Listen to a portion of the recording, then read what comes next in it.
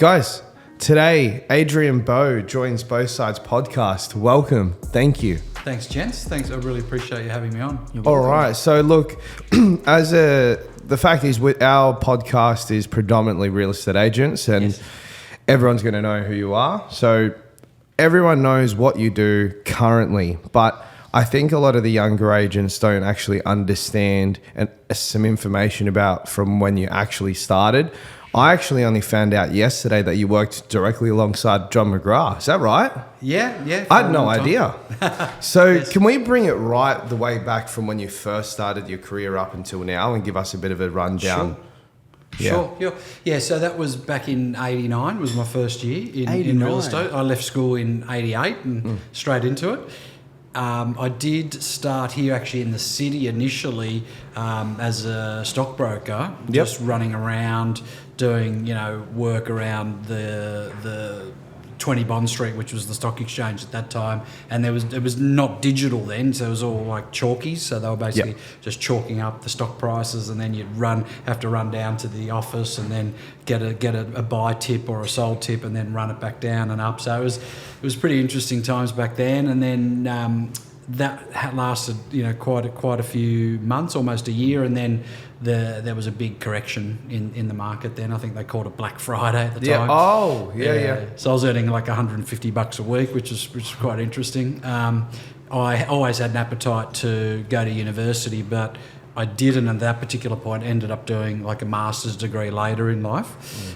So at that point, when that all happened, I ended up just at my brother's office. He was working in sales in Maroubra at the time, and I ended up starting there as an assistant property manager, because in those days there was no verticals within teams. So you know how now with sales you've got a business manager, an EA, a buyer's agent or an associate agent, and even in property management you've got a leasing person, new business person, property manager. Back then it was like, if you were under the age of pretty much 30 or 20, say 27, 28, it'd just be property management, and then when you hit a certain age it'd just be sales. So you're either a property manager or a standalone sales agent. There wasn't much difference in terms of verticals in between each of those business units, So started doing quite a lot of leasing and property management, chasing arrears, all that sort of stuff, and then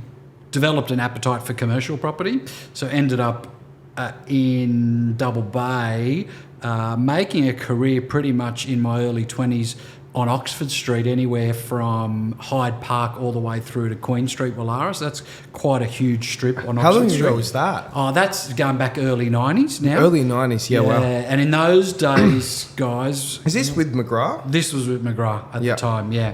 And in those days, what used to happen was, just to get your foot in the door for a shop, you would have to pay key money. So that you weren't buying a business, you were just literally paying anywhere between $200,000 to say $600,000 cash just to get the key for a shop, because there was such a huge shortage. And then you'd be paying at least $4,000 a week. So in those days, we were making good fees, because we were charging a percentage of the key money and a percentage of the annualised gross rental of the first term of the lease. It's not a bad double dip. Yeah, which was interesting, and I made a lot of friendships and connections in people in hospitality.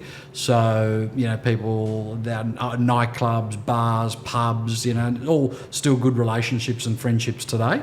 So developed that. So that was pretty interesting. Your early to mid 20s, meeting all those type of people, and obviously leasing out nightclubs and bars and cafes and things like that. That was pretty cool.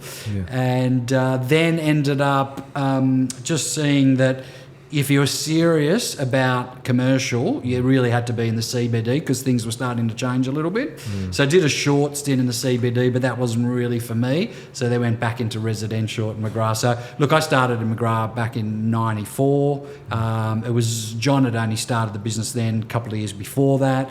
So I was sort of one of the founding members, if you like, and then was fortunate enough to be a shareholder, and then going through an IPO. There's not many people that sort of go through an IPO in your life, and it was just around the corner here where you ring the bell and all that sort of cool stuff. So that was interesting, and and then did 26 years there, and since then I've sort of developed my own consulting coaching business, but still involved in residential real estate now with a Ray White franchise. So, but my coaching business is completely brand agnostic. I've worked literally with every single brand in Australia and some in New Zealand as well. So that was how it all started. What was the mindset like back when you were first starting in the commercial space? Were you always entrepreneurial based, or did that develop? It's a very, very, very good question, because I was quite academic at school, and unfortunately back then that the studies weren't amortised over a 2-year period. Like, they just had the HSC, and at the end of the day, you lived or died by that. So I was an A-grade student all the way up to the HSC, and then that week of the HSC, I ended up with glandular fever and then chronic fatigue syndrome, and was completely wiped out. So ended up failing the HSC. Oh, wow. But I always had a dream of studying finance, going and working in the financial markets. And in fact, I did it as work experience in year 10, and that's why I ended up working at the stock market, because after year 10 work experience, that particular firm, who was owned by a guy called Rene Rivkin, which you guys are probably too young to know, but he was the guy in the stock market, back in the sort of late 80s, most of the 90s. And I worked there every single school holidays, year 11 and 12, and they had a job waiting for me. And then I was going to do university part-time and all. So it's interesting how you plan your life out.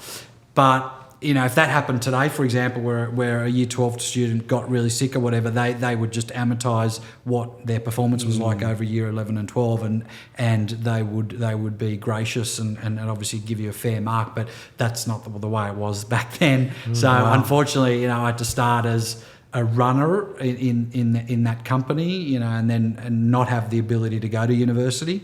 But later in life, after I had some degree of success in real estate, I applied to do a master's degree without doing an undergraduate degree. And given I had quite a lot of experience and some success, I got accepted and ended up completing a master of business, so an MBA effectively. Wow. Congratulations. Yeah, thank you. So that was while I was like number one agent at McGrath and running an office, and it was that again was the second tranche of burnout though. So that really, because what happens is if you've ever had glandular fever once, it's known as a virus called the Epstein-Barr virus, okay?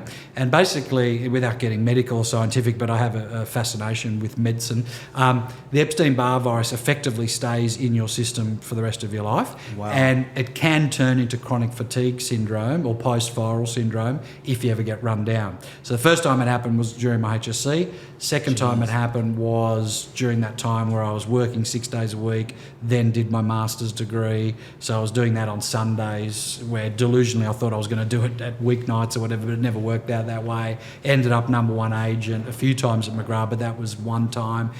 Was running 2 offices. So, yeah, not ideal. So, a lot of people see it as a curse. I see it as a blessing, because from now on, I live my life in a quite healthy, balanced way, because I'd never want to go back there again, because once that happens to you, you basically get wiped out for 3 months, 3 months? Yeah, it can happen. So you've got to be really careful about what you do. But these days, I'm a bit of a biohacker, so, there's certain, I probably take about 30 supplements a day. 30 a day? I'm on a vitamin C intravenous drip once a month. And I'm also doing B shots, which I give to myself. I'm on primotestone, which is like a testosterone booster, but a natural, which is you just end up with lower levels when you've been through something like that. So, and I'm not a massive drinker. I drink socially just to enjoy, but back in those days, I obviously meeting a lot of people in that nightclub partying industry. You can imagine someone in their, mid to late 20s with access to, a lot of resources to have fun with. I had a really good time, and I didn't get married till I was almost 40. So, and I'm very happily married now. And so your body's been through a bit. Yeah, it has. So there was on 3 occasions I went to complete burnout. Yeah. So when you say complete, sorry. Yeah, go for it. When you say complete burnout, what do you mean by complete burnout? Look, you've heard the cliche when people say you burn the candle at both ends. Yeah. Yeah. So working hard, partying hard. Yeah. Okay. Basically, that's what it is. Yeah. And again, if you've got this Epstein-Barr virus, which in America they call it mono disease or mononucleosis, it's got a nickname as the kissing disease. A lot of people don't know, but the reality is you probably got about 80% of the population of in developed countries anyway walking around with Epstein-Barr virus in their system. You can get a blood test and check, but it's dormant. Most people, it's just dormant.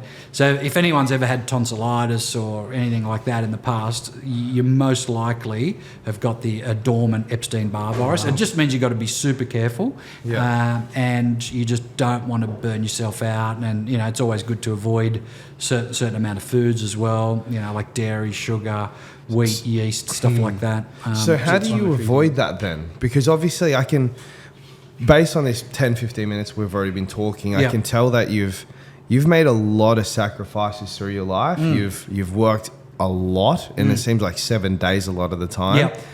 How do you reach the level of success that you've hit without doing that and without burning out? It's a very good question, and to be honest with you, I don't know a lot of people who have achieved pinnacle success, because there's degrees of success, but I'd say pinnacle success without making sacrifices, to be honest with you. And, you could talk to anyone like Matt Steinway, for example, Josh Teslon, any of these guys, they'll tell you, and they're both good friends of mine, and I know personally their stories. And Matt, for example, did nothing for 20 years but just real estate and worked his butt off, and he had an interesting, colourful past before that, and now he's grown a fantastic business. But he's found balance. He's found balance in his life now. But yeah, definitely also went along that path of burnout. So look, that's not very encouraging to hear if you're a younger person. That there's no doubt about it. However, that's only my reference and my experience because I'm of a certain age group, okay? And I would have thought that with technology, with process, with more efficiencies, with bigger teams, etc., I actually think it is possible to achieve pinnacle success without burnout. And frankly, that's a lot of what I teach in a lot of my consulting and coaching. And I often am quoted as saying to people like younger people like you guys that are in the business, I've paid the stupidity tax on your behalf already. I've paid that stupidity tax. So trust me, it's unnecessary. If success takes 1 or 2 years longer, that's okay. It's just not necessary, because when you make those sort of sacrifices, there's absolutely no doubt that there's areas of your life that get cannibalized. Because if you look at it, you've got work, you've got spirituality, you've got family, you've got relationships, you've got health, and you've got mindset, right? There's no doubt that if you just focus on one of those, the rest of them will be affected. There's absolutely no doubt about it. Now, a lot of people talk about work-life balance. I also think, on the other end of the spectrum, that is a bit of a myth also, work-life balance. I think it's a bit of a misnomer. And I think it's more about work-life harmony, and it's also about what chapter of your life you're at. It's actually okay to make sacrifices if you've chosen to do that. Like Josh is a good example. He's chosen a certain stage of his career to make sacrifices, but the next stage, which will involve a child and whatever, there'll probably be less sacrifices, And same with me, I chose to make sacrifices. I look back and I've got references though, and references that I can associate either pain or pleasure with as well.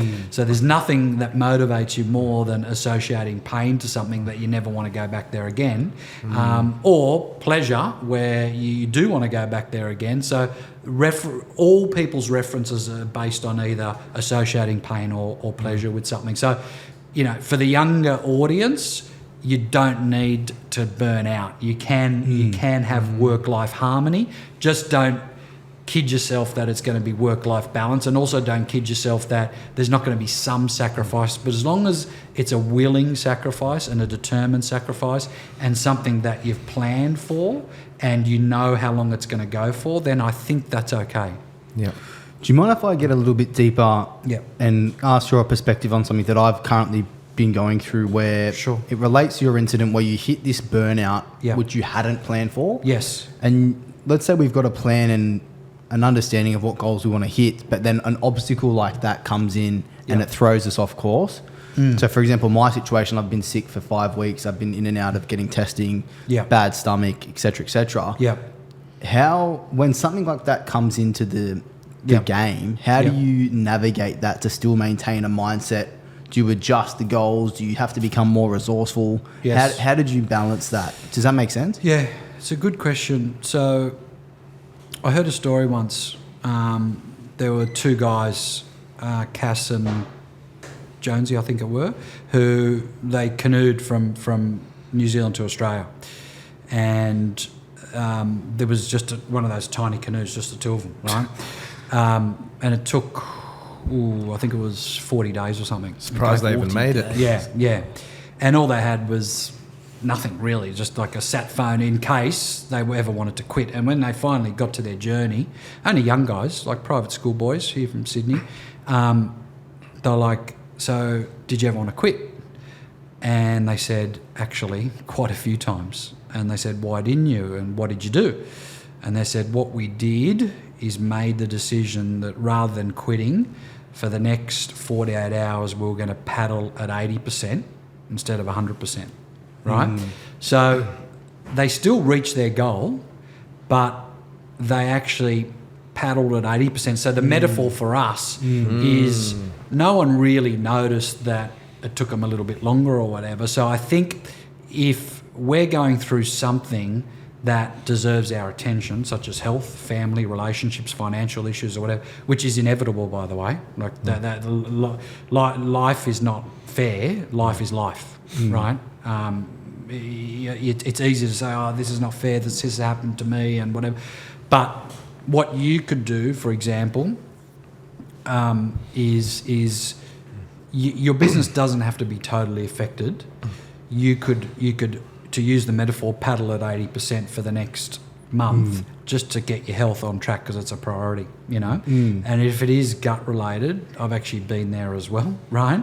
And I know Matt Steinway talks a lot about gut health and he's on this massive journey. I just started with Mick the Podman yesterday. Yeah, good. Yeah, so it's a bit of a secret what he puts in those pods, but at the end of the day, that's one factor of it, okay? So my recommendation, and I'm giving you advice, but I'm sure this is a good forum for everyone, is you know, the very first thing you want to do is a stool analysis, okay, for a couple of reasons. One is if there's any parasites in your system, no matter how many supplements you take, no matter how much you rest, no matter whatever you do, unless you kill those parasites, the side effects are just incredible. They're just absolutely incredible.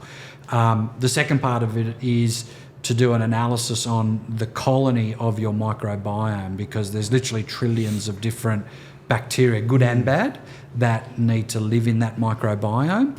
And you're basically doing like an X-ray on that microbiome, and you want to see that it's actually flourishing with a lot of different bacteria. So to tell you my story with gut health, it was the worst possible story that could happen. Is that you know, I had a lot of issues, got tested, and I did have parasites. Okay.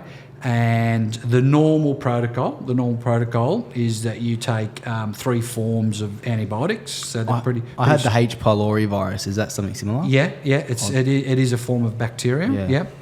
So the normal protocol is you take antibiotics. You know, 3 different types of them for like 10 to 14 days. And most people tolerate antibiotics, right?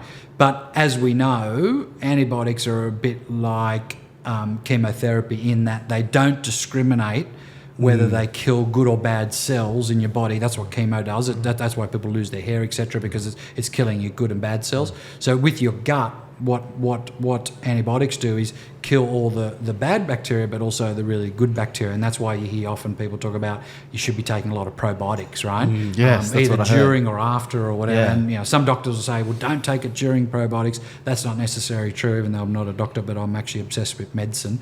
As long as you take it 2 hours away, it's not gonna have any issues. But so the worst possible scenario is that what happens is you end up with SIBO, which is small intestinal bacterial overgrowth, which basically means you're completely depleted of your good bacteria, completely depleted, and the bad bacteria takes over because of those antibiotics, and you end up with something called Clostridium difficile, right? Wow. And that's what happened to me. So that is not a good place to be in, right? If you go far down that path, you can actually end up having what's called a fecal transplant, which is not great, right? But luckily for me, there's a medication which is called vancomycin, which ended up killing that, but actually 2 years later ended up getting the parasites back again. But what the specialist at St Vincent's actually suggested is, instead of taking oral antibiotics, because obviously I was susceptible to what's Clostridium difficile or C. diff, they conduct like a normal colonoscopy and use liquid antibiotics to flush it out of your system that way. So that way it's directly target. It's like a nuclear bomb directly targeting. A bit like when someone gets a cortisone injection in the shoulder, rather than taking oral cortisone, which has a lot of side effects, they'll just go straight into the shoulder. So that's what happened to me. So anyway, it's not a great topic about real estate, guys, but it's an important one because it is gut health. So from now on, my gut health plan is I'm taking probiotics, prebiotics, slippery elm, aloe vera. I avoid certain foods. Like, my protocol is pretty strict because of that history, and I've got that susceptibility for it. And really, I'm not meant to be taking antibiotics. So, not ideal if I end up with a tooth infection or a toe infection or anything like that, because I've got a susceptibility towards antibiotics. And look, people do overprescribe antibiotics, especially medical doctors these days. But before penicillin or antibiotics were invented, in the 50s and 60s, people were dying just of ammonia and stuff. So they've got a place, but unfortunately they've been way overprescribed, and now that's why you're talking about superbugs and things like that are immune from antibiotics. So it's interesting, but I see it as a blessing because I always looked after my body. Since then, I'd never had the flu shot. So when COVID hit, I was very, very fortunate to avoid the vaccine, because it was like, I never had to take the flu shot. Why should I take a vaccine, especially if it's like untested? I'm quite out. A lot of people know that I'm quite outspoken about things that to do with pro-choice, and that's one of them. You're on the right page. The lockdowns and all that sort of stuff, which is, I'm quite outspoken about that. It's very controversial, I get it, but look, it is what it is. We're on the same page. Anyway, so that's a bit of a health sort of vertical there, tangent that we've gone on, but I'm glad you asked. But it's true, because that base level, everything comes from health, right? If you don't have health, you can't do anything. I remember 2 years ago, I broke my leg. Couldn't go out to listing appointments. It's obviously different to gut health and what have you, but without your health, you can't perform at the right level. Yeah. And that's where I've seen agents like, for example, Alexander Phillips, Josh Teslin's obviously been on a health journey and what have you. And that's what you start to see is when you look at all the top agents, they're all fit, they're all healthy, they're all looking after themselves. Because without that, you can't perform. 100%. I'd say at some stage, though, they probably weren't and had to make sacrifices and learnt the hard way, So, I think, I don't know if that metaphor makes sense, paddle at 80%. It does. Where the market or your business probably won't know what's going on, but you could actually just work at 80%, to use the same metaphor, focus on your health, get that back on track, rather than quitting, which is what those boys, rather than quitting, they were like, well, let's just paddle at 80%. So interesting metaphor. But part of your question also was like, what happens, when you get punched in the face? Everything's going fine, but then you get punched in the face. Like, I've had a bunch of adversity, man, happen to me. Like I had a very public, exit from a certain business, and that was something that was well publicised, and the media sort of had a bit of fun with that. That's not good for your headspace. No one wants to go through anything like that. But you just got to put one foot in front of the other, focus on what you're good at, and at the end of the day, you end up with just better references, because you've been through adversity. So adversity is definitely something that most successful people have been through, whether it's financial, health, marital, whatever it is. It is almost a prerequisite for success. But usually what happens is when you have these setbacks that you've seen, most people just go down. Yeah. They don't ever recover. So we've actually got a viewer question here that relates. We've got Edward Brown that's actually asked a question as longevity. How have you kept longevity in the business, especially with all the controversies you've been through, but it always seems like you've come out better than what you were before. How have you done that? Yeah, it's a good question. I do feel that, as cliche as outcomes or goals are, that they're very important to have. But in saying that, I don't feel that medium to long-term goals have much use, to be honest with you, because I had this plan for myself, to go to university, for example, and that didn't happen.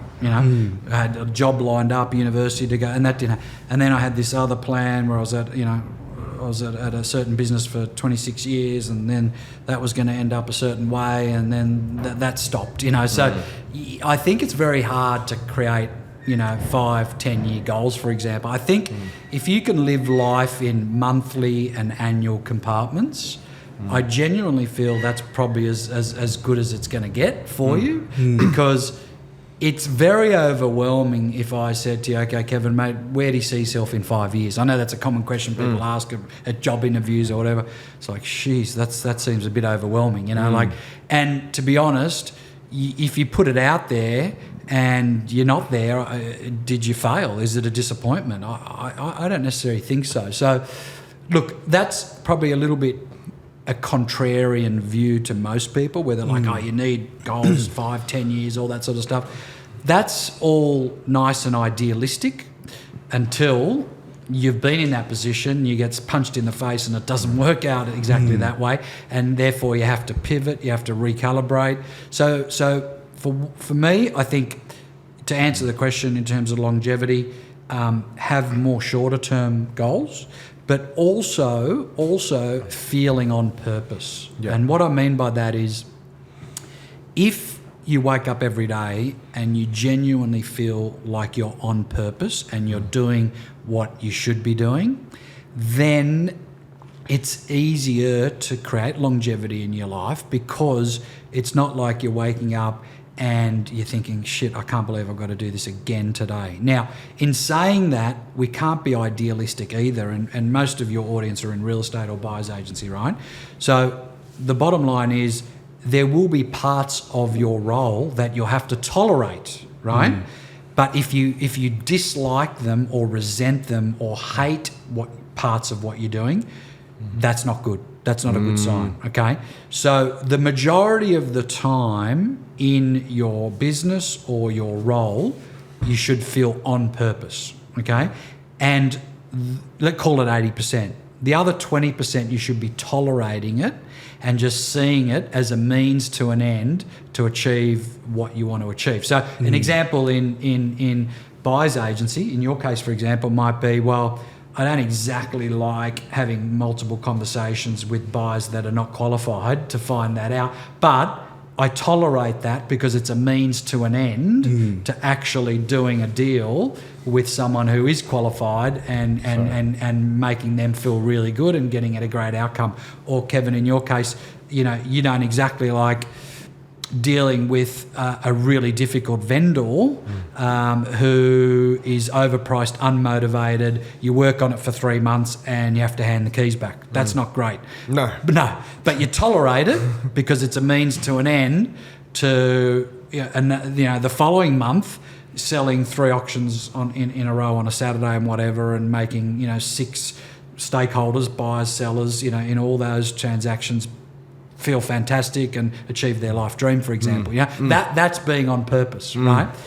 But then again, I reckon there's a lot of people working in corporate Australia or blue collar Australia who probably hate actually what they're doing. If it's corporate Australia, they're jumping on a train, they're sitting in a cubicle, they're working on spreadsheets, they've got accountability and governance, like you wouldn't believe, and that's hard to create longevity if you're doing that. So, can your purpose evolve? The answer is yes. So for me, I found a lot of purpose for a long time in listing, selling, negotiating, etc. I still enjoy that. Not every part of it, maybe not the cold calling or the prospecting side, but do I feel on purpose today adding value and developing agents and working with EBUs and identifying gaps and leakages within their business, and then getting a message saying, Bowie, I implemented this, or I did that, or I used that dialogue, or I used that process, and my business has doubled. Like that's amazing. Yeah. That feels on purpose.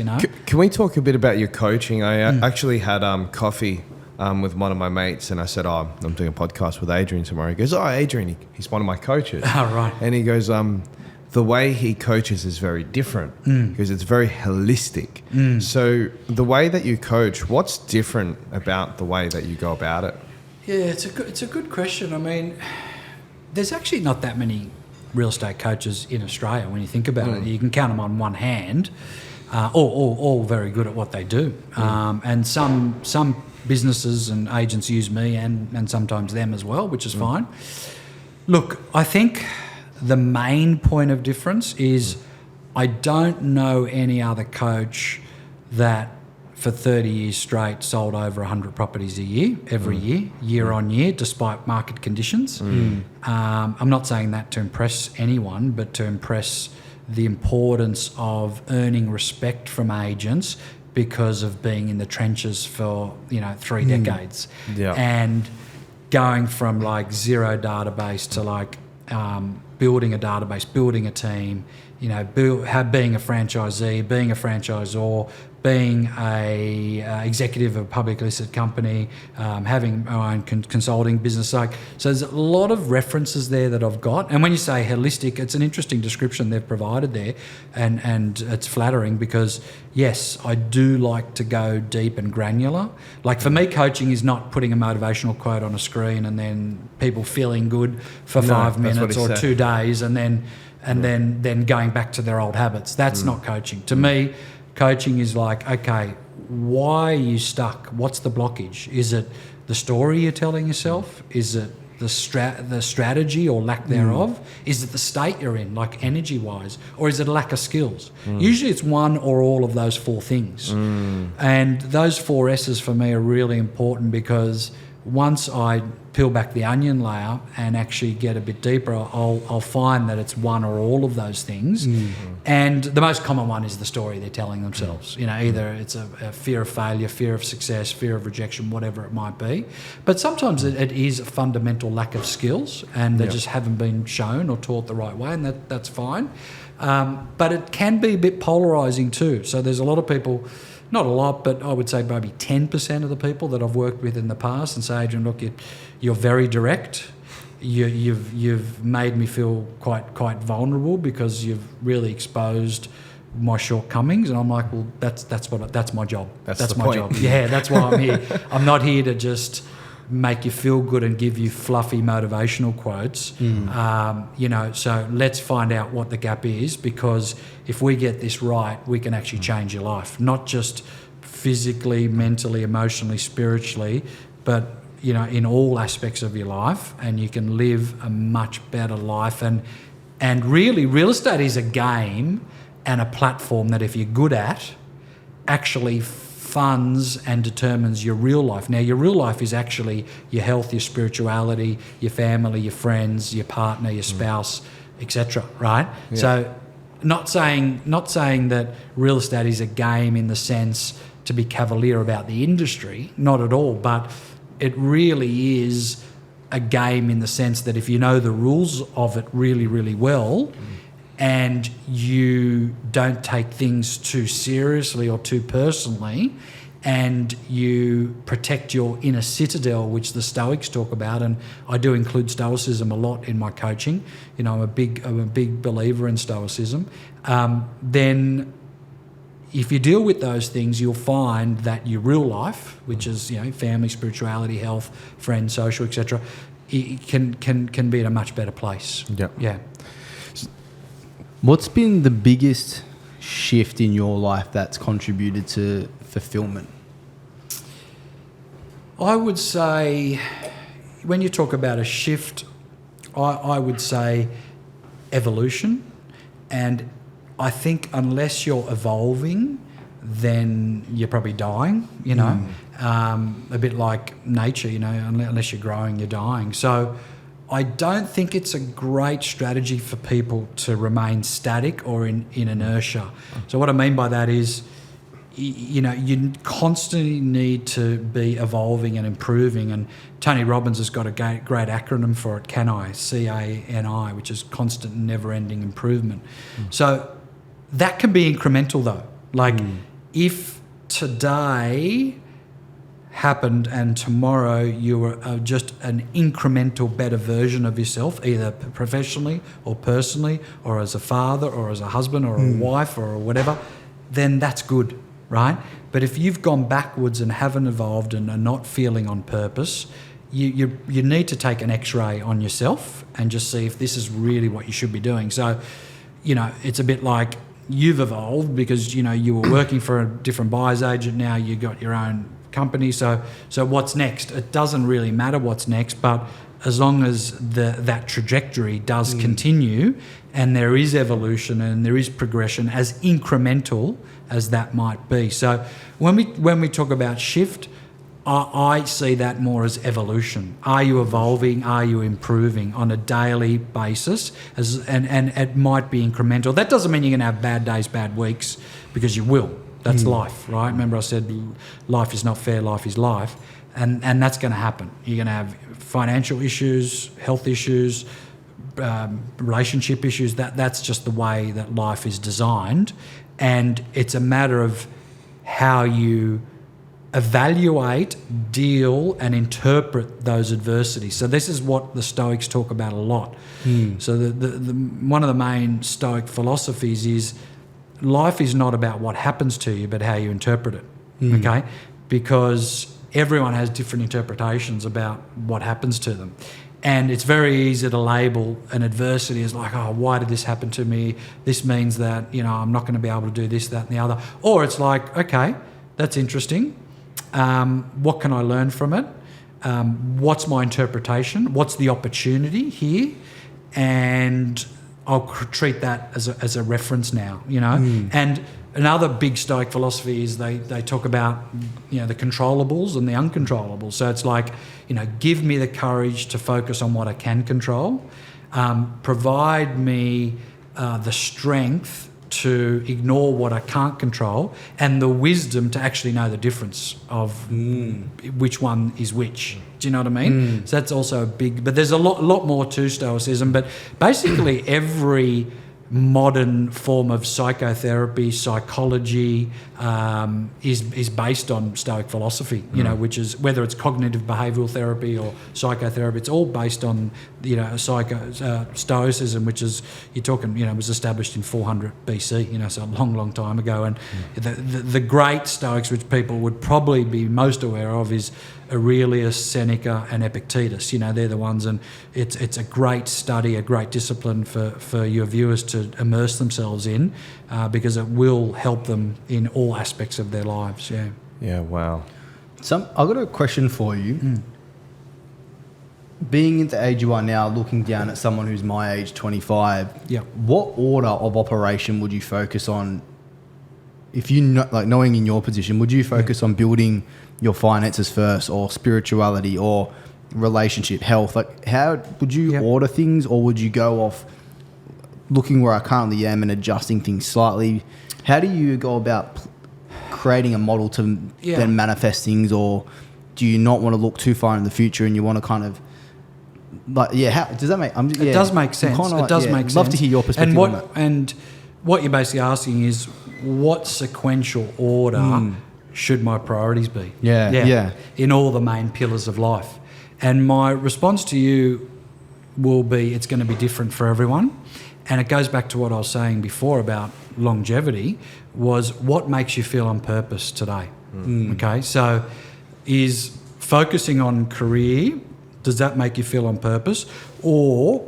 And this could be an and strategy. It doesn't have to be an or strategy, because a lot of people think it is an or strategy, where it's like, well, if I focus on my career, that means health must be cannibalised. Or if I focus on my career, relationships is just not going to work.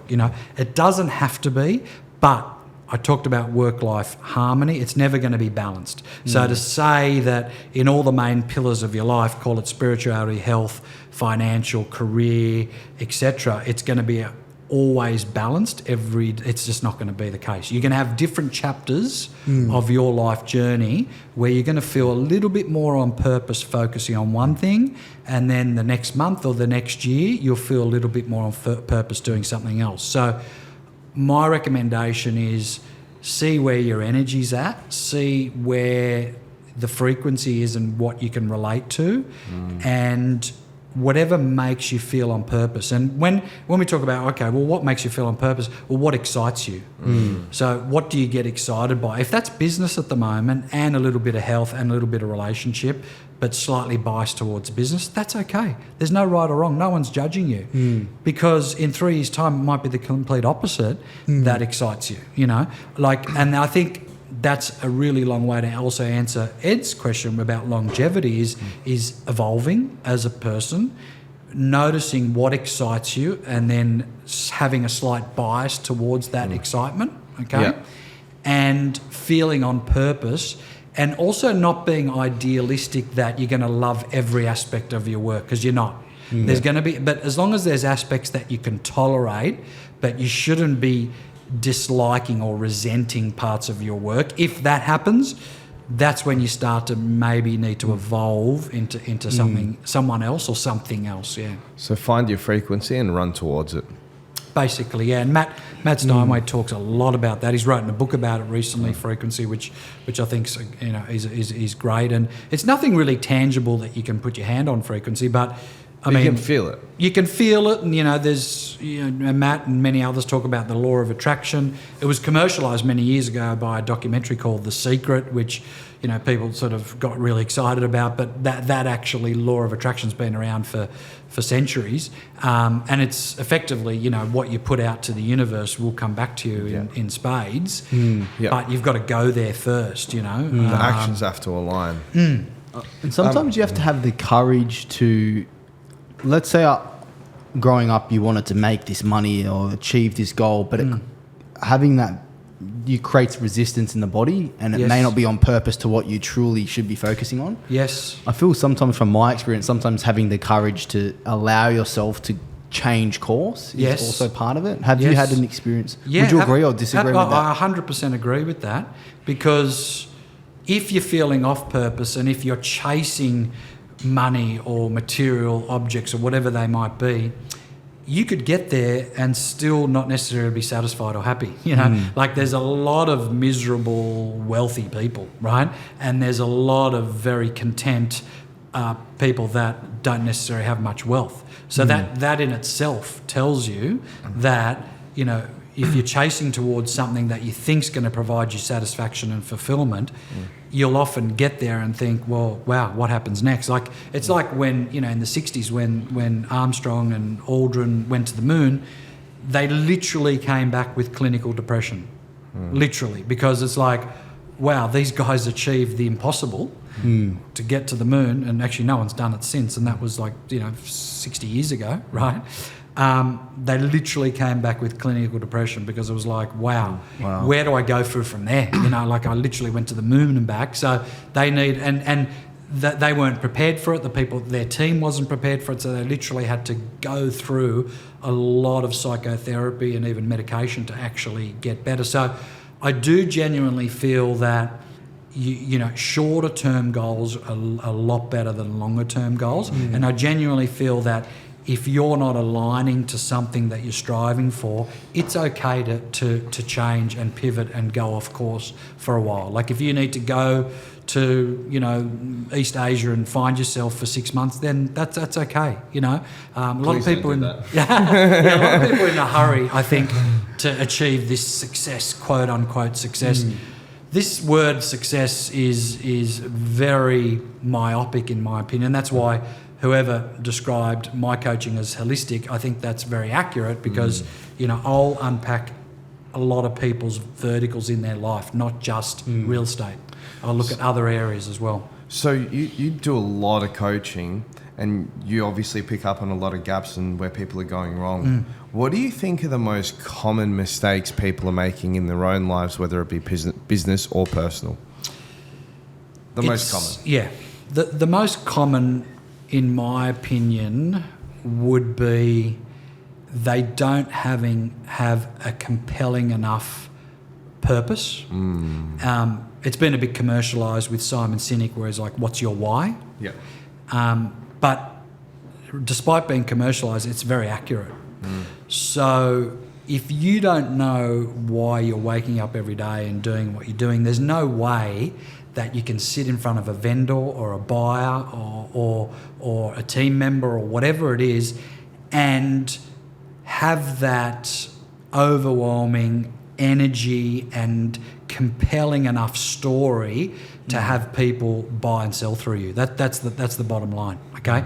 Because if you're distracted and not feeling on purpose and you're not 100% on what you're doing and you've woken up and you're actually only operating at 40 or 50% because either you had a massive night the night before or you got issues at home or your health's off track or whatever, frankly, you don't deserve to be sitting in front of that client because that client deserves nothing but 100% from you, okay?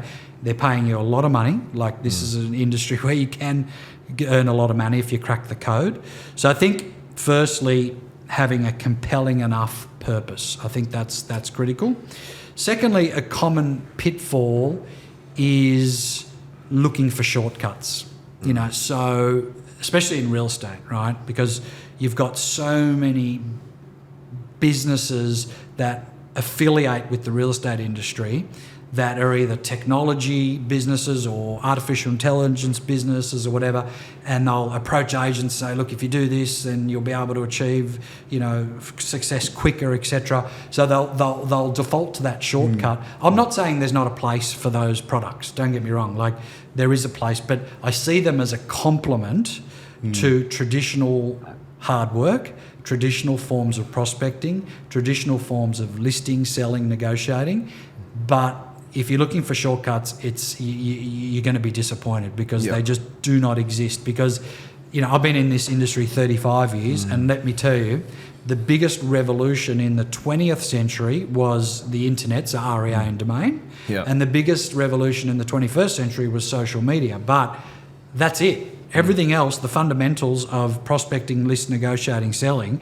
is exactly the same 35 years ago that it is today, right? So that's only one major revolution, per century, basically, right? And I think in 10 years, sure, artificial intelligence might play a little bit more a role, technology might play a little bit more of a role, but I still feel that the conduit, being us as either a buyer's agent or a seller's agent, is absolutely necessary. That's why our business and our industry hasn't been disintermediated or hasn't been disrupted, where you look at our equivalents like travel agencies, for example, they've been at least disrupted and in many cases disintermediated altogether. But I don't see that happening in real estate. And there was a lot of talk about it, right? There was a lot of talk about that happening like 10 years ago. But all that happens is that the industry just evolves. So now you've got buyer's agency, which is probably one of the most burgeoning, verticals of the real estate industry. And I think that's great. But at the end of the day, it really is real estate agents' fault for not servicing buyers properly, right? Spot on. We should. There shouldn't be buyers agents. I'm glad there is, right? But if real estate agents did their job properly, it wouldn't be such a big industry, right? But then you look at the mortgage industry and why that's so burgeoning. So most people would deal with a broker rather than a bank, okay? Correct. And you look at technology. You know, I can speak from experience because I'm not a technology native, meaning that I started real estate with no REA, no domain, no email, no internet, no database, no CRMs, nothing, no RP data, nothing. So all technology has done and AI has done is reduce days on market, made the job easier for the agent, and allow the agent to do more volume. It's true. That's all it's done. So and now with super teams and efficiencies and EBUs, etc., I just see that being more of a case. And now you've got agent direct models that have evolved. So if I wanted to open a business from scratch 10 years ago, it would have been very, very hard. Now you've got all these agent direct models, or even franchisors are now even offering bespoke models, where if I wanted to open a business tomorrow, I could actually be live within 10 days if I really, really wanted to, right? So there's an evolution in the industry occurring, but not a disruption as such. And if it is a disruption, it's only in our favour as agents and buyers, and actually in the favour of the consumer as well, because it's an easier experience to be a buyer and walk into an open house today, download a strata report or a pest and building straight away, have a contract emailed to you in seconds. Like, you know, I'm talking like when I first got into real estate, you know, someone would walk through the inspection, ask for a contract, you'd put that in the post, they may or may not have got it in 2 days' time.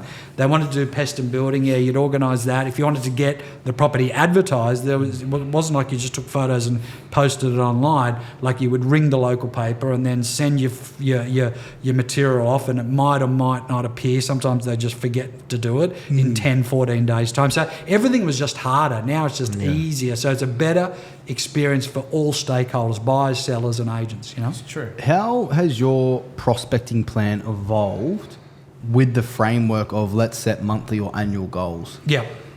Because sometimes that's something I'm at the stage now in my thinking is, do we saturate a core area and think 10 years, 5 years down the track? Or do I think about who can I put in my ecosystem that over a month or 12 month I can service? How would you... Yes. Does that make... Yeah. It does make sense. It's a good question. So even though I'm suggesting your goals should be short term, your vision for your career, if you've decided to be in real estate or buyer's agency for the rest of your career, then that needs to be a long-term vision. So you need to be speaking with, meeting with, or prospecting or entering people into your database today that are not necessarily looking to buy or sell, okay? However, if you add value to them over a long period of time with a high degree of frequency, a high degree of adding value, a high degree of trust, then I can tell you through experience that is a commission and a deal and a relationship in 5-10 years time.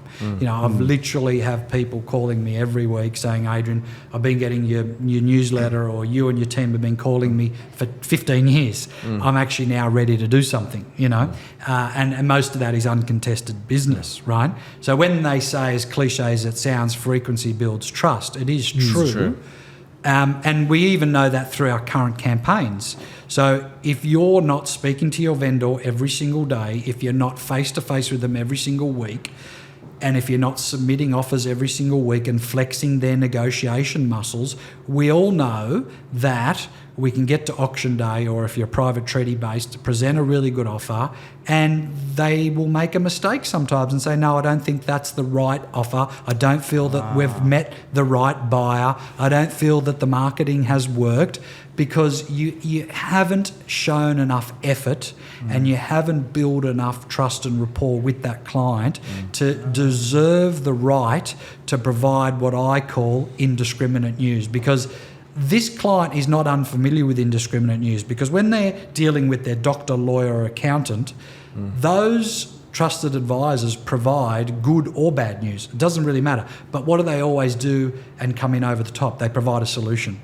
So if it's a medical example, sure, there's a diagnosis, but here's my prescription to get it sold. If it's your accountant, okay, here's an ATO tax ruling, but here's the solution to get through. So it's okay to sit in front of your vendor after the first Saturday and say, Adrian, we're off track. We did talk about this as being one of the options when we had our set to sell meeting last week. The good news is I've got some recommendations on some levers that we can control in a market where there's a lot of uncontrollables in order to get it back on track.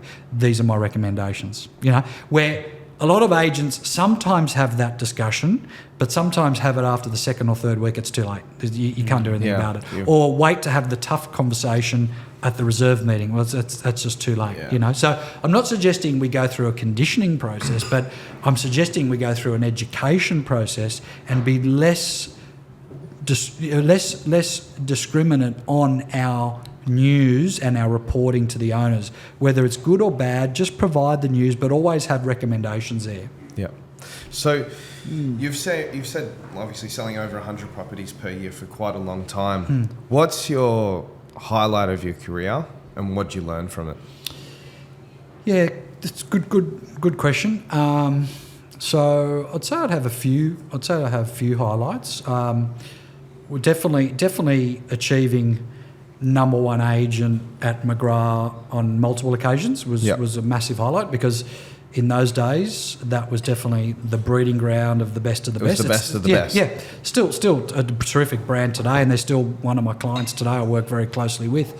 Very good brand. But you had like 90% of all the good agents in the eastern suburbs. Yes. McGrath. Yeah, absolutely. So a great breeding ground for great talent, no doubt. So to be number one agent on a few occasions when my average sale price was a lot less than a lot of my peers, that was very rewarding, and I would consider that a highlight for sure. Yep. Would you say that success came from your prospect a system or plan? What was? Yes. Prospecting. You know, I've always been known to be a very consistent and diligent prospector. So, without fail, in my diary between 8:30 and 10:30, no matter if I was carrying 6 listings or 16, then that 2 hours was dedicated to what I call proactive prospecting, which is nothing to do with prospecting with your current campaigns. So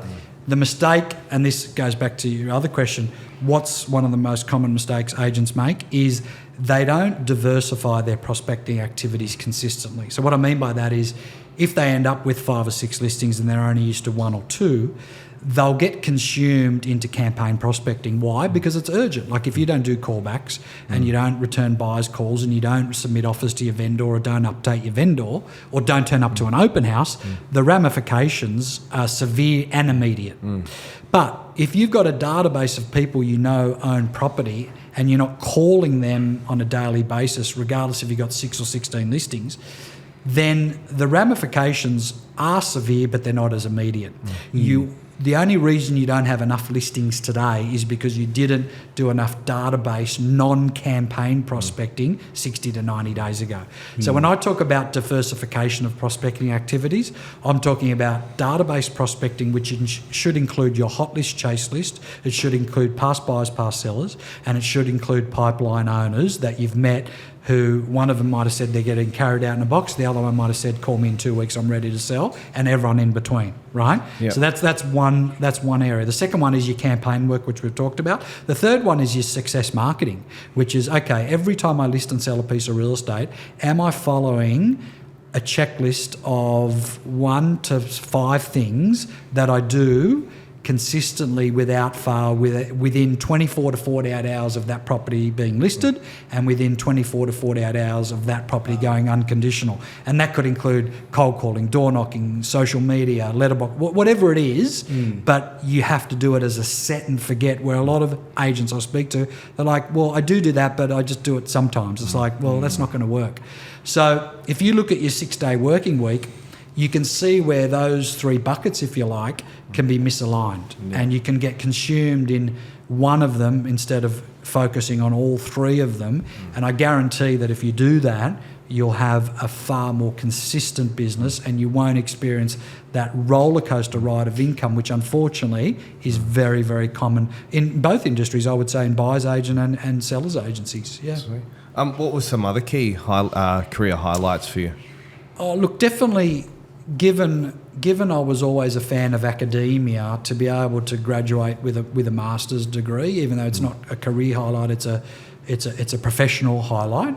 So being able to actually do that without an undergraduate and you know, spread it out over a few years and study very hard, knowing I always had that pebble in my shoe around academia at school, but unfortunately the way it was set up, I just wasn't able to pass the HSC, therefore wasn't being able to go to university. So that was definitely a professional highlight.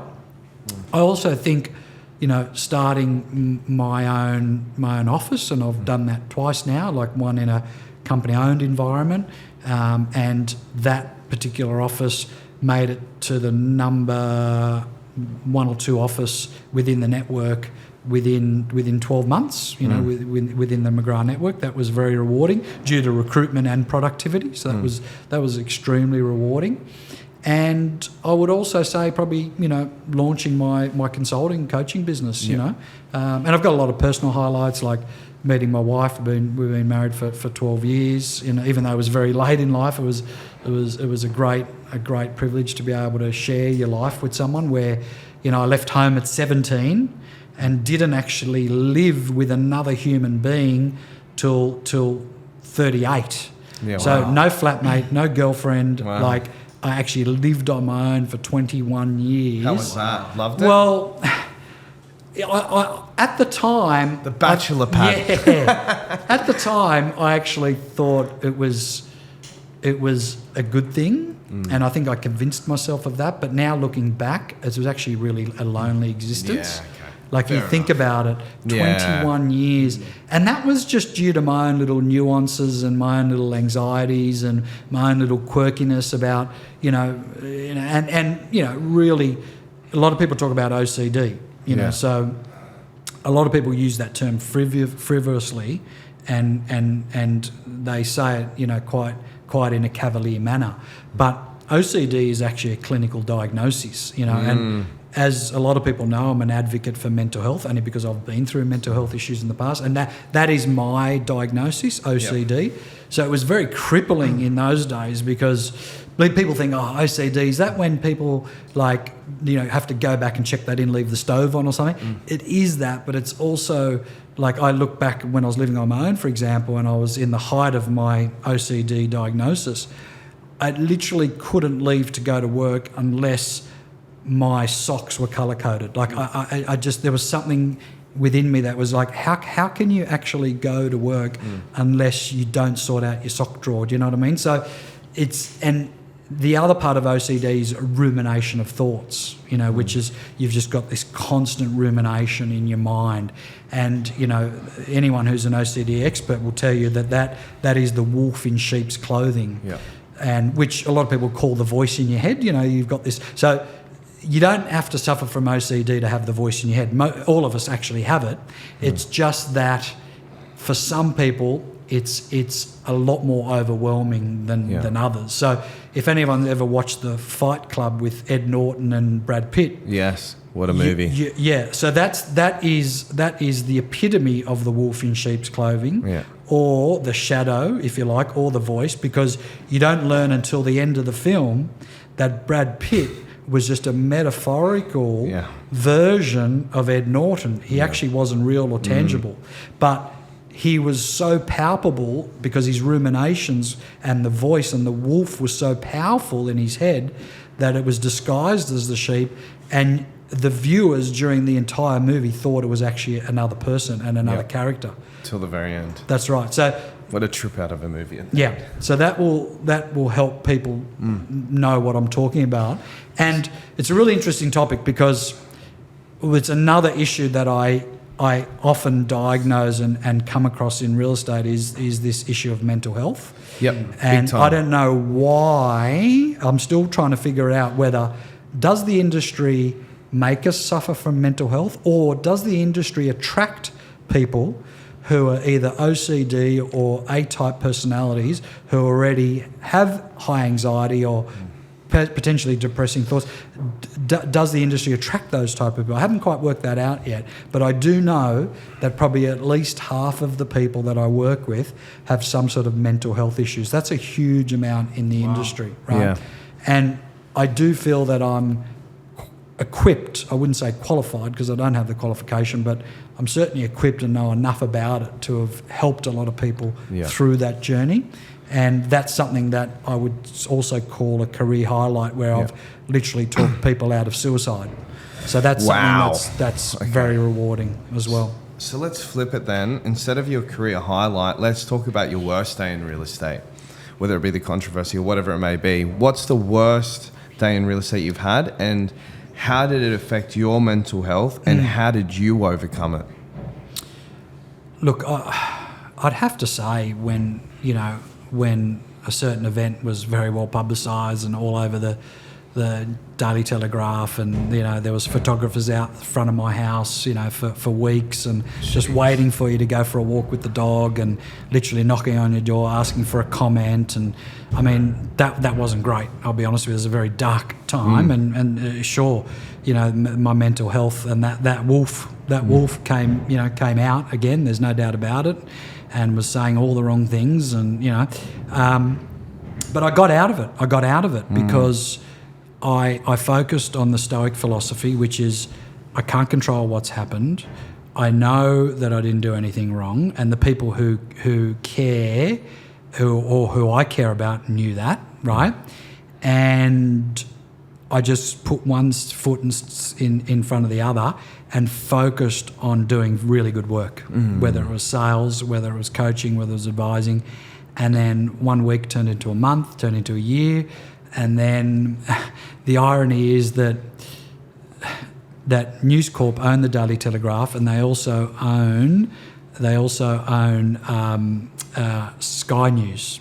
So I went from... Which you're still on, right? Yeah, that's right. So I went from being, vilified in the press to now, by the same entity, being weekly as a real estate spokesperson nationally. You know what I mean? So I love that irony. Loves how it comes full circle, right? But that doesn't just happen, right? Yeah. That doesn't just happen. That means you've got to get up every day.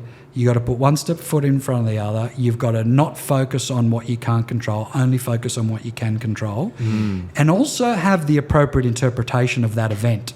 So it's not, 90% of life is not what happens to you, it's how you interpret it.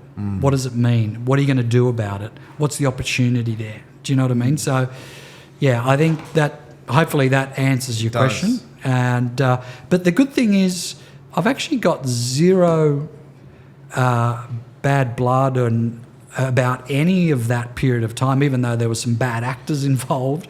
I actually speak to them all today, and there's just no issues. It was really no one's fault, apart from, that at that particular moment in time, people had certain agendas and made certain decisions, and there was a bigger sort of target at stake at that particular time, and I unfortunately got in the way, and you're in the crossfire. That's just life, right? Life ain't fair. Life is life. That's I've said a few times today. So, but to say that it didn't affect me is not true. To say that it wasn't a dark time is not true.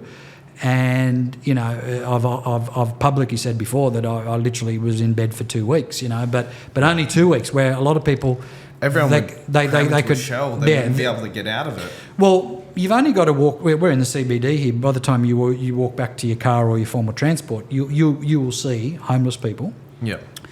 And they were people like you and I at some point. But the wolf took over the sheep. Something bad happened in their life, whether it was financial, marital, business, whatever. And unfortunately, the wolf took over the sheep in their head, and that voice took over, and now they're homeless and maybe addicted to drugs or alcohol, whatever it might be. So it's actually not that hard to get to that point if you don't control that wolf you know, and because otherwise it'll control you.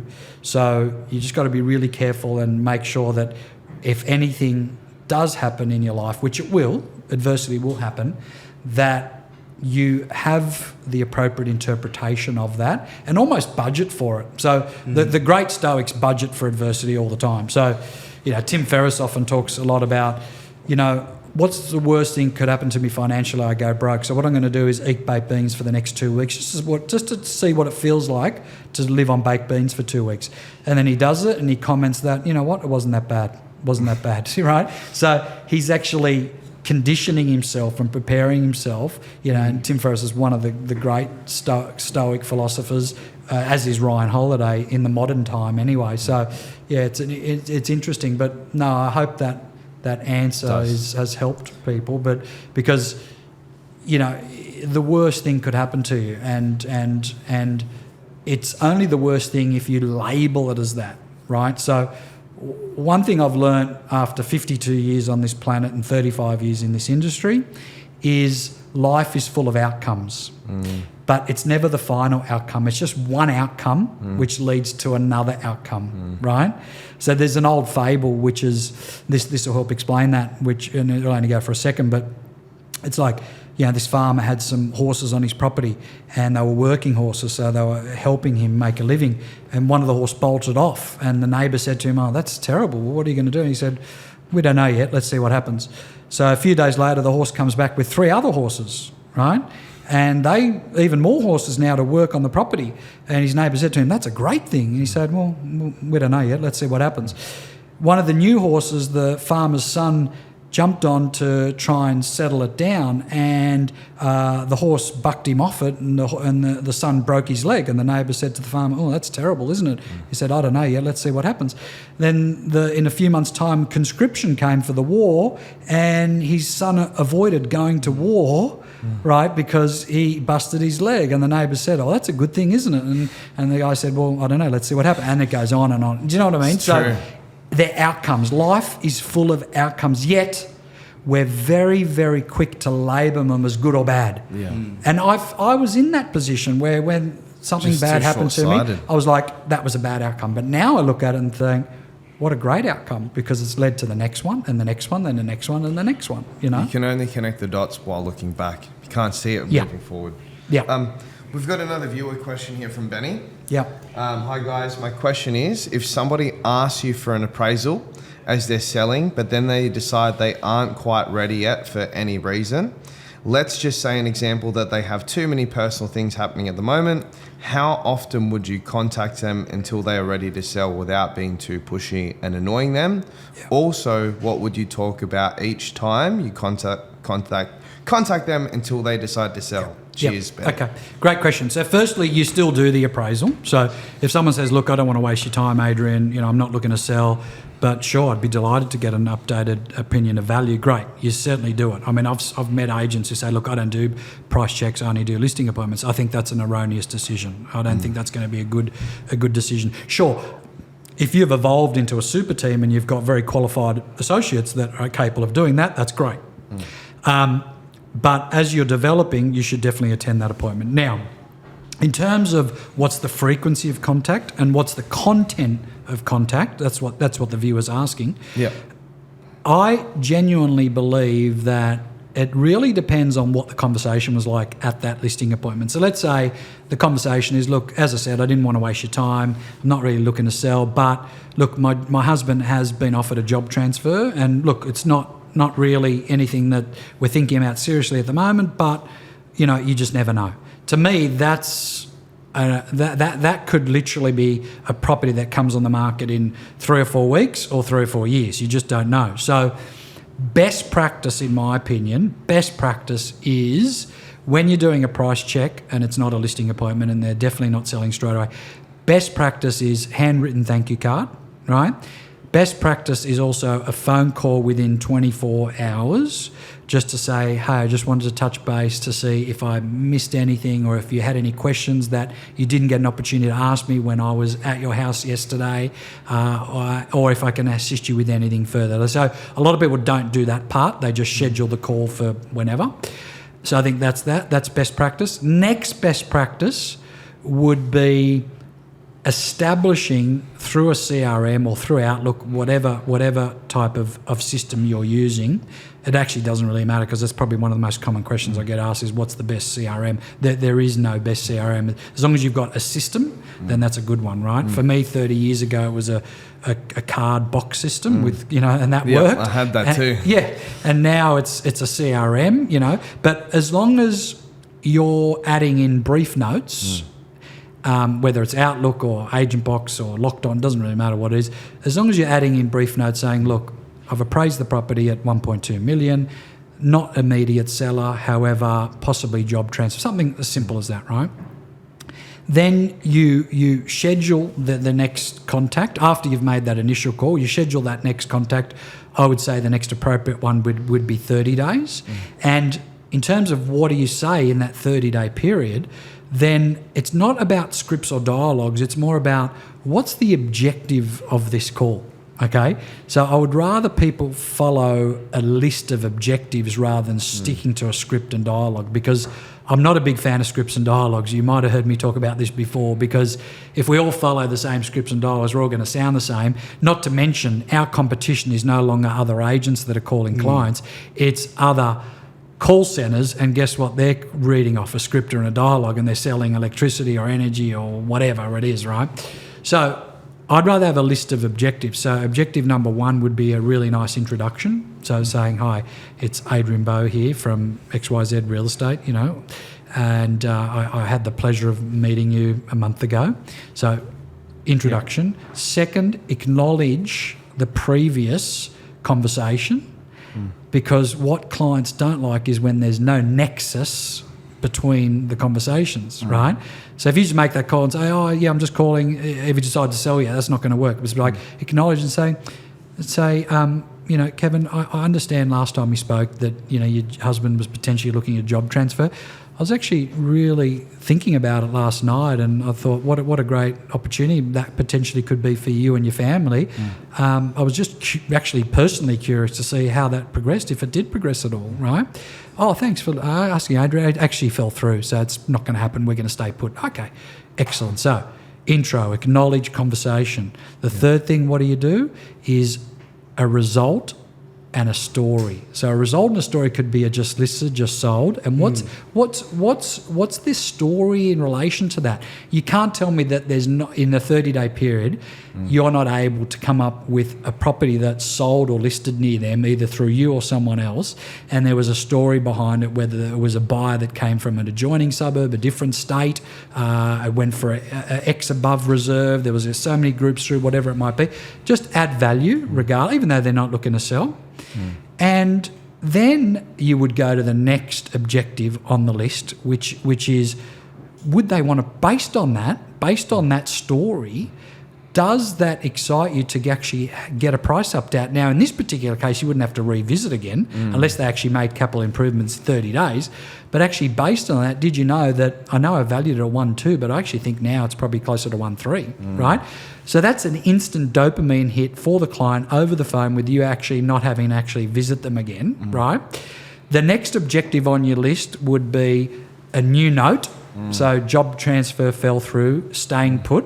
And the next objective on the list would be retask or reappoint, which in that particular case for me would probably be 90 days' time, right? That's right. And then in 90 days' time, what do? You follow those 6 objectives again.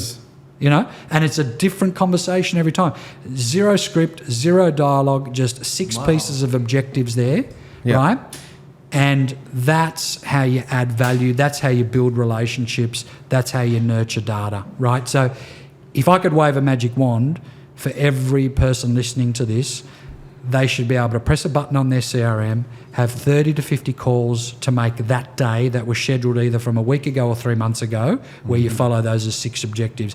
I know it works. Why? Because I did it for 30 years straight, for 2 hours every single day, as well as manage campaigns, as well as success marketing, right? As well as running a business. So I know it's doable. The only challenge is most people get consumed in one or the other. So it needs to be an and strategy. Prospecting activities need to be an and strategy, not an or strategy. That's where it becomes an issue for people. Get comfortable in the mundane. Yeah.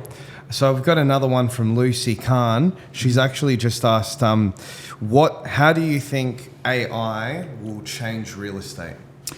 So I think we've touched on it briefly. All I feel AI is going to do is make life easier for us. Because as I said, the biggest revolution in the 20th century was the internet.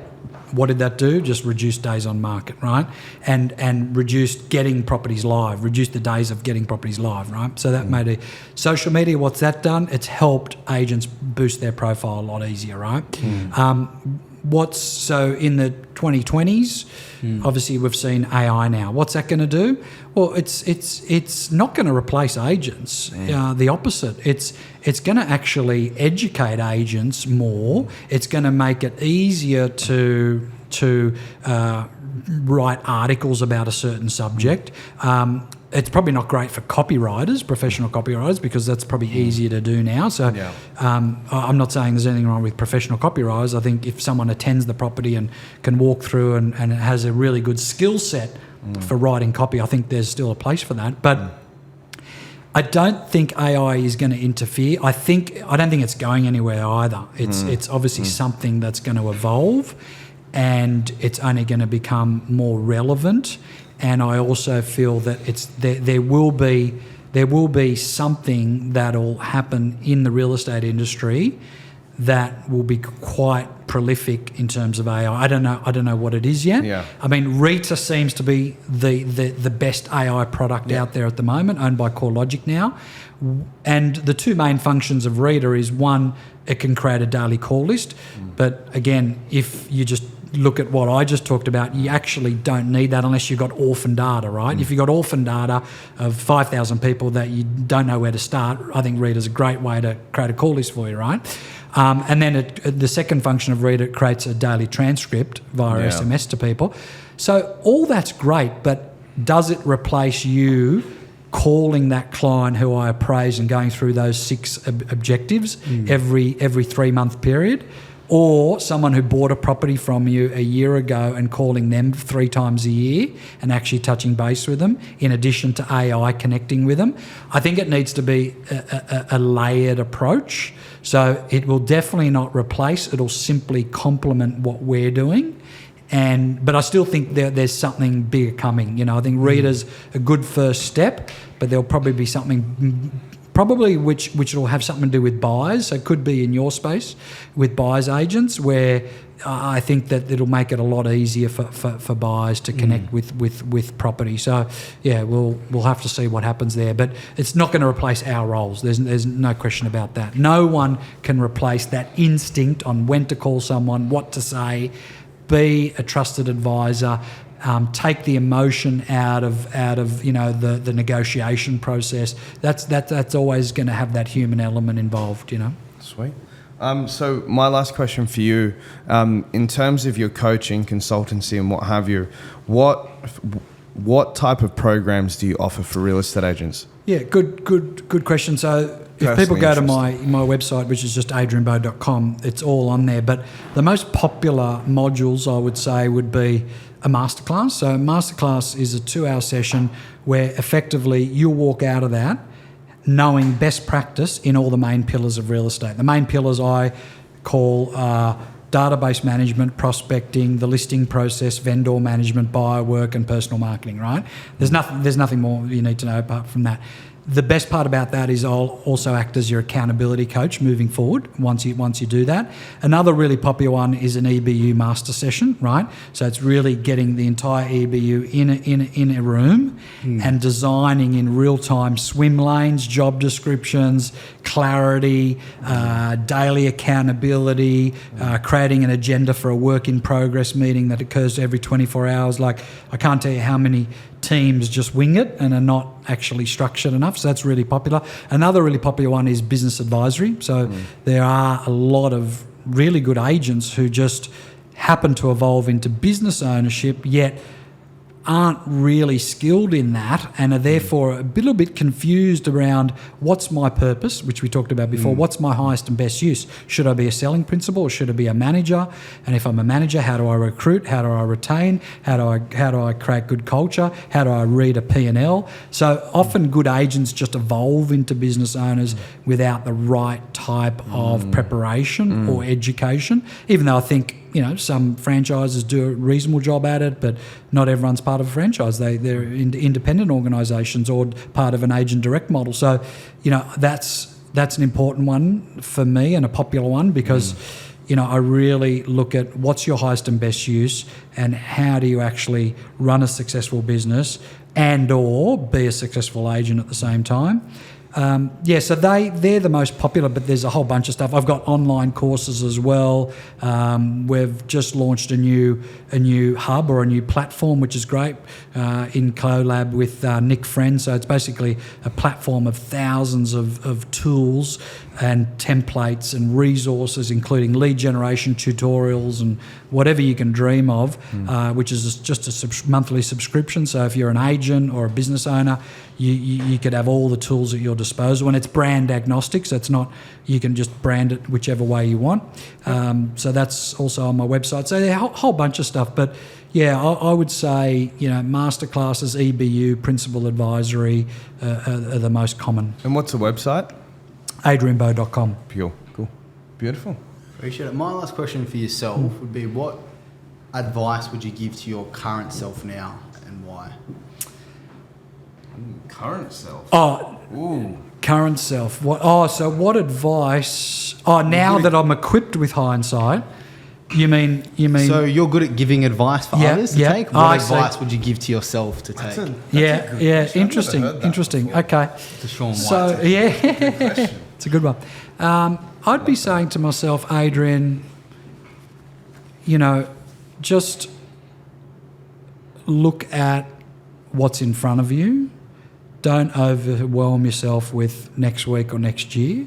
Let's just live life. Like I was telling people, to live life in sort of yearly compartments. I think at my age, at 52, it's literally indeed be in daily compartments because I could look at my diary for Friday and probably get overwhelmed. So I would say, let's look at in front of you. Live life in daily compartments. I would also say control is an illusion. So when you think that you can control things, you can certainly influence things, but to say, right, next year I'm going to do this amount of sales and my health is going to be this and I'm going to earn X amount of GCI, it's all an illusion because everything's fine till you get punched in the face. And we're all going to get punched in the face, whether it's whatever quality of adversity it is, health, financial, marital, whatever, business, it's coming. So the Stoics just budget for it and just know that it's not the events in your life that matter, it's how you interpret them, and just see things as one outcome and don't be so quick to label it as good or bad. Give it time before you label. It's okay to label it later, but just don't label it straight away because you don't know. It could be a piece of serendipity that could look like a poor outcome, but ultimately is a very, very good outcome. So, or the opposite. Something might seem like a really good outcome, but then later on it becomes a poorer outcome. So just don't label outcomes. The only final outcome is really our mortality, is when we're 6 feet under pushing daisies.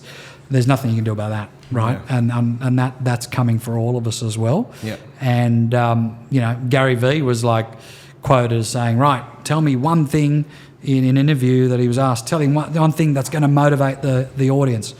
He said, you're all going to fucking die. It's like, wow, that's not very motivating. It was like, well, it's true, so it's true. Design a life that feels like it's on purpose for you and it's based on what excites you rather than living a life based on other people's opinions or expectations of you. Powerful. That would be my advice to not only myself but to everyone. Yeah. Love it. Outstanding. I really Adrian appreciate Bo, thank you. Absolute pleasure, gents. Thanks for having me. Thank you so much. Wow, what a podcast.